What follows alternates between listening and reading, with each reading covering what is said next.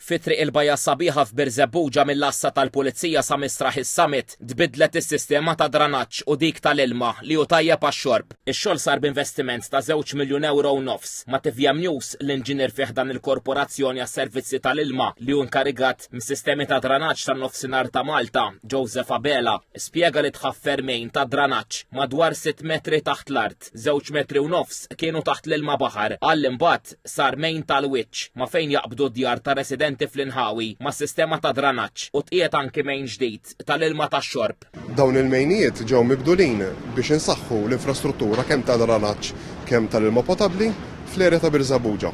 U naqsu wkoll l-intrużjoni tal-ilma baħar ġewwa sistema ta' dranaġġ. Semma l-ilma baħar bħala sfida ewlenija. Qed nagħmlu dan biex innaqsu milli nippumpjaw ilma baħar li huwa high salinity fis-sistema ta' dranaġġ li dan ħajspiċċa jmur fl-impjant ta' trattament ta' dranaġġ li qed jikkawża ħsarat kbar fejn jidħol trattament ta' dranaġġ innifsu. Waqt żjara l-xogħlijiet, il-Ministru għall-Ambjent Mirjam Dalli qalet ma' TVM News li dan il-proġett u każ ieħor fejn żewġ entitajiet li joffru servizzi li huma meħtieġa għan-nies l-Ene Malta u l-Korporazzjoni għas-Servizzi tal-Ilma ħadmu flimkien. Wara li l-Ene Malta għaddiet numru ta' cables biex ikunu qegħdin insaħħu s-sistema tad distribuzzjoni tal-elettriku, il-Water Services għaddejjin bix-xogħol biex ikunu qegħdin javvanzaw is-sistema ta' dranaġġ u anki s-sistema tal-ilma potabbli, l-ilma li nixorbu. Innotat li għall-Korporazzjoni għas-Servizzi tal-Ilma ix-xogħol ħafna aktar delikat u qed isir biċċa biċċa